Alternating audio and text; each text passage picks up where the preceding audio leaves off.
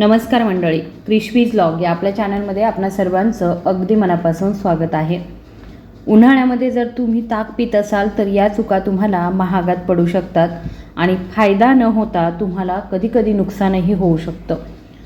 ताक आपण ज्याला आयुर्वेद शास्त्रामध्ये पृथ्वीवरील अमृत असं म्हणतो, तर इंग्रजीमध्ये बटरमिल्क असं म्हटलं जातं। आरोग्य सौंदर्य टिकवून ठेवण्यासाठी अनेक आजारांवरचं बहुगुणी औषध म्हणून सुद्धा ते सांगितलेलं आहे। पण आजकाल बरेचसे पेशंट्स अशी तक्रार करतात की ताक प्यायलं की त्यांना विविध प्रकारचे त्रास म्हणजे घसा, डोकं दुखणं किंवा मग पोट फुगतं, ढेकर येतात, दात आंबल्यासारखे वाटतात अशी तक्रार करत असतात।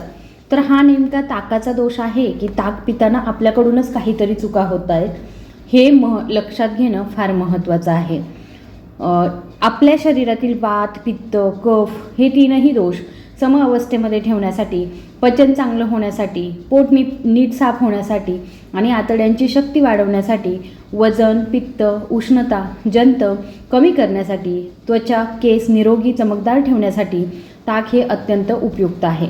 पण जर का ते चुकीच्या पद्धतीने प्यायलं गेलं तर मात्र आपल्या शरीरातील वात, पित्त, कफ तीनही दोषांचा जो बॅलन्स आहे तो बिघडतो। परिणामतः अनेक आजार मागे लागतात। म्हणजेच ताक पिऊन आपल्याला फायदा होण्याऐवजी त्याच्यामुळे नुकसानच जास्त होऊ शकतं। म्हणूनच आजच्या या भागामध्ये ताक पित असताना कोणत्या 3 चुका करू नये ज्या की आपण टाळल्या पाहिजेत, सर्रास आपल्याकडून त्या होत असतात। आता आपण तेच बघणार आहोत आणि त्याचबरोबर घरच्या घरी ताक बनवण्याची पद्धत देखील मी तुम्हाला सांगणार आहे। तुम्हाला आणि कोणत्या आरोग्याच्या नेमक्या तक्रारींसाठी ताकामध्ये नेमकं काय टाकून प्यावं हे सुद्धा मी तुम्हाला सांगणार आहे। तर चला जास्त वेळ न घेता लगेचच आपण सुरुवात करूया। पण त्यापूर्वी तुम्ही जर चॅनलवर नवीन आला असाल तर चॅनलला सबस्क्राईब करा आणि बेल आयकॉनसुद्धा प्रेस करा। महत्त्वाची गोष्ट म्हणजे बरेचसे लोक असे आहेत, त्यांना जर विचारलं, जवळपास 90% लोक असे आहेत की तुम्ही ताक कुठलं पिता, तर बघा बरेच जण असं म्हणतात की वेळ नसतो बनवायला आणि कसं बनवायचं ते पण माहीत नसतं आणि अगदी स्वस्त उपलब्ध असतं म्हणून ते पॅकेटमधलं जे ताक भेटतं तर ते ताक पितात। कुठल्याही ब्रँडचं तुम्ही घ्या तर हे असं पॅकेटमधलं ताक पिण्याचे 3 धोके संभावत असतात। सगळ्यात पहिला तर महत्त्वाचं हे की फ्रीजमध्ये ठेवून कृत्रिमरित्या अतिथंड केलेलं असतं, त्याच्यामुळे आपल्या शरीरातील वात आणि कफदोष वाढतो। परिणामतः घसा दुखणं, ॲलर्जीची सर्दी, शिंका, नाक गळणं, डोकं जड होणं किंवा डोकं दुखणं, पोटात दुखणं, पोट फुगणं, ढेकर येणं हे सतत होत असतं। त्याच्यासोबत सांधे दुखणं असे त्रास जे आहेत ते सुद्धा जाणवतात। ताक जे आहे ते वजन कमी करण्यासाठी उपयुक्त आहे, परंतु असं फ्रीजमधलं कृत्रिमरित्या अतिथंड ताकाचं सेवन केल्यामुळे वजन तर कमी होतच नाही, शिवाय शरीरावर एक प्रकारची सूज वाढायला लागते। बरेचसे पेशंट तक्रार करतात की अंग हे सुजल्यासारखं, फुगल्यासारखं जाणवतं। दुसरं महत्त्वाचं म्हणजे की आयुर्वेद शास्त्रामध्ये ताजं ताक म्हणजे बनवल्यानंतर 2 फार तर 3 तासांमध्ये ते सेवन केलं गेलं पाहिजे असं सांगितलेलं आहे। पण हे पॅकेटमधलं ताक आणल्यानंतर ते बराच काळ आधी बनवून ठेवलेलं असतं। तिसरं महत्त्वाचं म्हणजे की ते आंबट होऊ नये, जास्त दिवस टिकावं म्हणून त्यामध्ये अतिरिक्त मिठाचा वापर केलेला असतो, जे की किडनी, बीपीचे पेशंट, थायरॉईड पेशंट यांच्यासाठी सायलेंट किलर आहे। केस गळणं, अवेळी केस पांढरे होणं याच्यासाठी सुद्धा हे जे अतिरिक्त मीठ आहे ते धोकादायक सांगितलं गेलं आहे। तर त्यामुळेच अगदी घरच्या घरी पटकन बनवता येईल अशी ताक बनवण्याची सर्वात सोपी कृती, शास्त्रोक्त पद्धत आपण व्हिडिओच्या शेवटी नक्कीच बघणार आहोत। शिवाय आपल्याला ते थंड प्यावंसं वाटतं तर फ्रीजमध्ये न ठेवता सुद्धा ते आपण थंड कसं बनवू शकतो याची ट्रिकसुद्धा मी तुम्हाला नक्की सांगणार आहे। दुसरी महत्त्वाची चूक म्हणजे बघा, ताक पिण्याची वेळसुद्धा खूप महत्त्वाची आहे। नीट लक्ष देऊन ऐका, समजून घ्या। बरेच जण ही चूक करतात। आयुर्वेदानुसार सकाळी 10 वाजेपर्यंत कफाचा काळ सांगितलेला आहे, तर त्याच्या आत जर तुम्ही ताकाचं सेवन केलं तर त्याचा परिणाम म्हणून कफदोष वाढत असतो आणि मग घसा दुखणं, खवखवणं, ॲलर्जीची सर्दी, शिंका येणं, नाक गळणं, अंगावर सूज चढणं, म्हणजे उन्हाळ्यामध्ये जरी तुम्हाला हे त्रास फारसे जाणवले नाहीत तरीसुद्धा पुन्हा जेव्हा पावसाळा येईल तर त्यावेळेला असे जे त्रास आहेत ते लगेचच तुम्हाला जाणवायला लागतात। आणि दुसरी महत्त्वाची गोष्ट की सूर्यास्तानंतर अगदी शास्त्रामध्ये तर सांगितलेलं आहे, आपले आजी आजोबासुद्धा आपल्याला सांगायचे की सूर्यास्तानंतर तर कुठलंही आंबट पदार्थ, दही, ताक यांचं सेवन जे आहे ते आपल्याला वर्ज्य ठेवायचं आहे, ते आपल्याला घ्यायचं नाही आहे.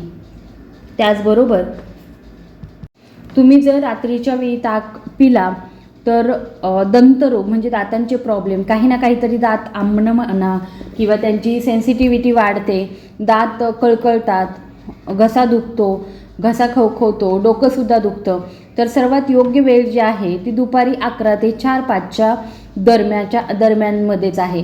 त्यातही सर्वोत्कृष्ट काय म्हटलं जातं तर दुपारचं जेवण आपण जेव्हा घेत असतो साधारण 12-1च्या दरम्यान, तर तेव्हा जेवण करत असताना जेवणामध्ये एक घोट असं 1 ग्लासभर ताक पहिला जो नियम आहे तो सांगितलेला आहे तो पाळून जर का घेतला किंवा जेवण झाल्यानंतर 1 ते 2 ग्लास जास्तीत जास्त प्रमाणसुद्धा खूप महत्त्वाचं आहे. अति प्रमाण जे आहे ते सुद्धा वर्ज्य केलं पाहिजे. अति प्रमाणामध्ये ताक प्यायल्याने सुद्धा फायदा होण्याऐवजी त्याचं नुकसान होत असतं, ते आपल्याला होऊ शकतं. आतडे जे आहे ते तुमचे कमजोर होऊ शकतात, पचन मंदावू शकतं. आणि तिसरा महत्त्वाचा नियम म्हणजे आयुर्वेदामध्ये विरुद्ध आहार सांगितलेला आहे. 2 विरुद्ध गुणाचे पदार्थ एकत्रितपणे करून खाणं, तर त्यालाच विरुद्ध आहार सांगितलेला आहे की त्याचा संयोग जर का तुम्ही केला तर शरीरामध्ये एक प्रकारचं विष तयार होतं, जे की सायलेंट किलर म्हणून काम करत असतं. अनेक आजारांना ते आमंत्रणसुद्धा देतं. आता आपण बरेच लोक जे आहे ते विरुद्ध आहाराचे बरेच प्रकरणं जे आहेत ते हल्ली ऐकत असतो. त्यामुळे उन्हाळ्यामध्ये तर आपल्याला फार जास्त अशी प्रकरणं ऐकायला मिळतात. त्यामुळे ताक पित असताना सुद्धा आपल्याला खूप महत्त्वाचं लक्षात ठेवायचं आहे की जेव्हा तुम्ही जेवणामध्ये ताक घेताय तर त्यावेळेला जेवणामध्ये लिंबू, ज्याच्यामध्ये की सायट्रिक ॲसिड असतं, ते ताकासोबत रिॲक्ट होतं आणि शरीरामध्ये एक प्रकारचं विष तयार केलं जातं. किंवा मग लोणचं हे सुद्धा आंबट असतं, तर ते किंवा त्याच्यासोबत मांसाहार कुठल्याही प्रकारचा किंवा मग फळं म्हणजे कुठल्याही पद्धतीची कुठली आंबट असतील, गोड असतील, तर ही फळं त्यावेळेला जेवणामध्ये घेणं हे टाळलं पाहिजे. तसंच ताक जे आहे तर ते कुठल्याही तांब्याच्या भांड्यामध्ये ठेवून कधीही सेवन करू नका. ताक जर का तुम्ही प्रयोग करून पाहू शकता, तांब्याच्या भांड्यामध्ये ठेवलं तर त्याला हिरवट असा एक लेअर थर जमा होतो आणि कॉपर ऑक्साईडचा तो थर असतो. आणि हे जे कॉपर ऑक्साईड आहे ते तुमच्या किडनी लिव्हरसाठी एका विषाप्रमाणे काम करतं. त्याच्यामुळे किडनी लिव्हर संबंधित अनेक त्रास जे आहेत ते होऊ शकतात. तसंच विरुद्ध आहार सांगितल्याप्रमाणे त्या पद्धतीने तुम्ही ताक जर चुकीच्या पदार्थांसोबत सेवन करत असाल, म्हणजे इतरत्र ताकासोबत तुम्ही दुधाचे कुठलेही पदार्थ, गोड पदार्थ, दुधाची खीर वगैरे जी आहे ती सुद्धा टाळली पाहिजे.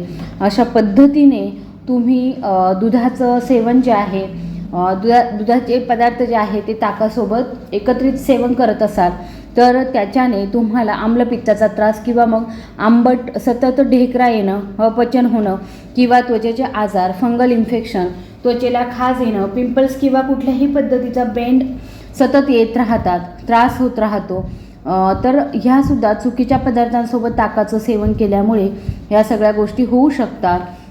ताक बनवण्याची सर्वात सोपी शास्त्रोक्त पद्धत, तर त्याच्यासाठी आपल्याला लागणार आहे ताजं, फार जास्त आंबट नसलेलं किंवा फार काळ फ्रीजमध्ये सुद्धा न ठेवलेलं नॉर्मल टेम्परेचरचं दही लागणार आहे.